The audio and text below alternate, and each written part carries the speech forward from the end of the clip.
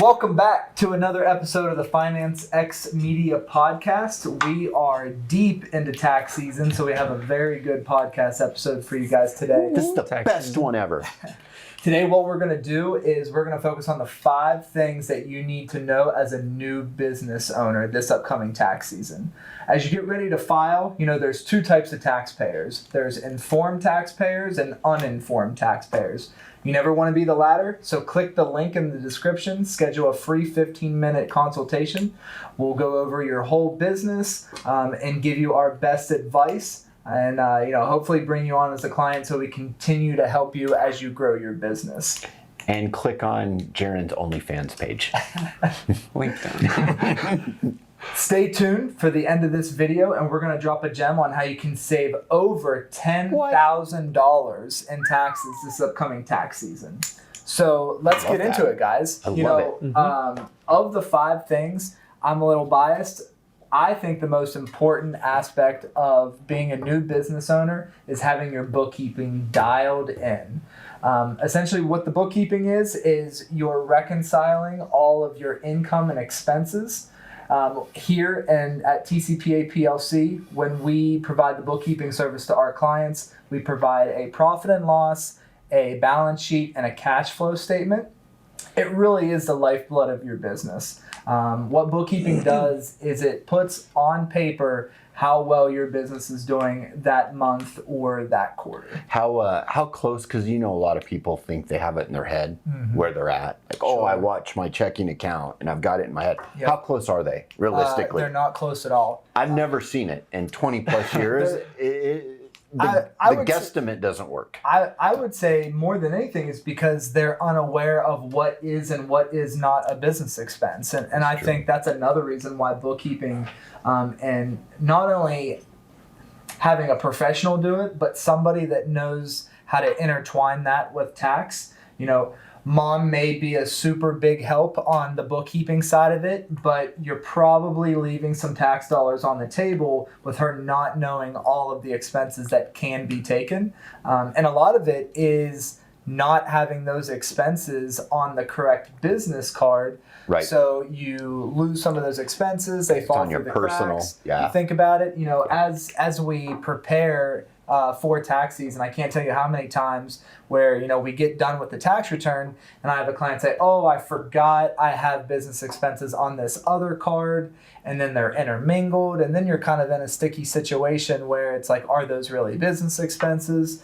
Right. So having the bookkeeping super dialed in, I can't recommend it enough. I agree. It's training too. It's training them it's training clients how to run a business. Exactly. Exactly. And I also think combining your bookkeeping with your tax accountant is a good strategy. And that's something that, we do here just because it streamlines the whole process and makes it a lot easier. Now, besides bookkeeping and budgeting, the second tip is your marketing strategy. So there's 2 types of marketing. There's marketing to future customers and clients, and then there's marketing for future employees. So a lot of people don't think about that second one. They really don't. They really don't. They're kind of just focused on You're customers. marketing to your employees, not to buy the product. Right. Okay. Right. You're marketing because you want to make your business attractive to future employees, or there's going to be no way for you to grow and scale like you want to. You need people to want to come and be a part of something. Like Tesla. Like where it was trendy. I mean, I guess not now because of the whole Twitter thing, but it was trendy to work at I'm Tesla. still Team Tesla. Yeah. Exactly. But having that environment where it's like, this is a fun place to work, and this is an environment where you can make a difference, and we have a few clients that I've seen them be able to exponentially scale. And the one thing that separates them from other clients is they really built a culture within their business. Not only do they market to their potential clients, but they really are targeting the perfect employee because they want to be a part of the culture and they want to be a part of something that's bigger than themselves. And if you can kind of, relay that in your marketing message, huge asset as a business. Plus, if somebody's excited, I work here and this is what we do, they're going to tell their friends, their family, and you're gonna grow from that. Yeah, that very word of mouth organically. is super important. Yep. And additionally, leveraging that social media is huge. Because once you've decided, one of our favorite questions is, what does good look like? Once you've decided what types of customers do we want, what types of employees do we want, you need to leverage all of your resources to find them and to help connect them to your business. And if you can do that, you're going to grow. I love that. You guys are doing so good. Number 3 we have on the list. Well, I'm definitely not the master. You guys are the teachers. Sensei. Yeah. Number 3, business plan and exit strategy. And the reason I think this is important is I've noticed over the years, clients will start a business and they won't really have a plan. Like, what are you going to do? Well, I want to make money, so I found this business. And I like this thing, so I'm going to start this business. I'm good at it. So-and-so this.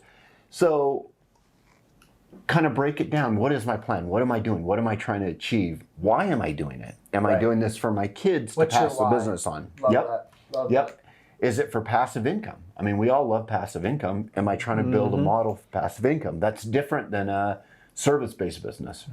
And one of the points Jordan made is, are you working in your business or are you working on your business? And that is a very good thought process in this. I like that. Once again, do you sell? Do you franchise? You have an exit strategy when you start this. And that's our number 4 tip. What do you think of that, Jaron? Well, and I also think cash flow definitely plays a role in that as well. Just because, paying your taxes. That was our number 3 tip, by the way, not our number 4. Oh, yeah. You're right. Cut that out, Mark. Wait, so then you haven't done 4 so yet. the other thing is tax obligations. That's what we have for number 4. Oh, okay. Financial management. Number 4, tax obligations, 401ks, estimated tax payments. Those are important. I mean, there's a tax planning element there, but a lot of the stress and anxiety clients have is related to, when do I pay taxes? How do I pay taxes? What taxes am I going to owe? It's not coming out on a W-2 for me. How do I pay my taxes? That's our number 4 tip.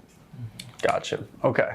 And Jordan was going to talk about the cash flow related to that. Within those taxes being paid, to touch on that point, the cash flow, going back to the bookkeeping, that is why bookkeeping is so important. Cash flow is your net, what you're making in the business. It's what you actually are taking home after all the expenses, your interest, everything has been paid. I mean, it really lets you have a pulse on how well or how bad the business is doing.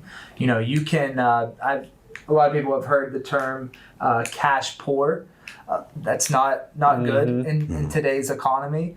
It's super easy to be cash poor with interest rates, with shiny object syndrome of, I need this new CRM, I need this new thing that you think will... This new app. This will save my business. Exactly. And cash flow really allows you to determine, can I afford that? If cash flow doesn't support some of those big decisions, the P&L may be in your favor, but cash flow and balance sheets do not lie. Financial management, that was number 4. Because when you buy the business yacht, you're still spending that much money on the yacht. It is leaving your account for the gas, for your... The yacht's everything. Cool, though. The yacht is cool. So how do we save money? What's the secret? Okay, so the hidden gem of today's videos, it has to do with entity classification. So what a lot of people don't know you can do is elect S corporation status. And I think when a lot of people think of a corporation, I mean, they're thinking like a big company with a board of directors. Yeah, CEOs and CFOs. And, but in reality, a lot of companies that are smaller, mid to small sized, are S corporations. And that gives you the ability to, based on your net income, you can elect S Corp status, and helps you reduce your Social Security and Medicare taxes, also called self-employment taxes. And these savings can be huge, easily $10,000 or more. So if I made $100,000 net, how would you map that through? How much would I save on that? So on 100,000, it'd be about 15.3K that you would have in taxes, and that's the employer side. Employer, employee, so that's Social Security and Medicare. Yeah. So you'd save $15,000 on 100,000, and you could cut that down in half easily. Yeah. So we're only talking about $100,000, and you can save $9,000 by doing this one simple thing. Yep, right off. Can the we bat. do that for people? The S election? Absolutely, we can. You file a form with the IRS, and then they start regarding you as a S corporation moving forward, or they view your entity. And to clear up, potentially any confusion, you can be an LLC and an S corp. I get a ton of questions of, am I an LLC? Am I an S corp? 9 times out of 10, if you've been with us, at least 1 year, you've had a session to tax plan. You're probably both, if the income supports it. A lot of people come to us as sole proprietorships taxed as sole proprietors. After we look at their income and their expenses, we find that it makes sense to convert that sole proprietorship to be taxed as an S corp, but they still keep that same LLC legality status. Yeah, the LLC protects you from things like bankruptcy. The S corp status protects you from the IRS, which I think is scarier. Good analogy. Subchapter S. It's under subchapter S of the code. Yep. Yeah, exactly. And then after that, moving forward, that business income is passed through to your 1040, and that's where you'll pay taxes. So it's important to have an accurate 1040. And we're going to include a worksheet for small businesses in the link below. Yeah, we have a spreadsheet for small businesses, as well as, going back to the accuracy of that 1040, getting all of your streams of income. We'll also have a blank client organizer if you're interested in filling that out, and we can help you make sure that you're accurately reporting your maybe soon to be S corporation, as well as your personal tax documents. But thanks for tuning in. Those are our 5 tips for the day. Make sure to like, comment, and subscribe, and go ahead and hit those links down below and check out those documents, and maybe we can help you out. Perfect. Tune in next week. Sensational. Finance X Media.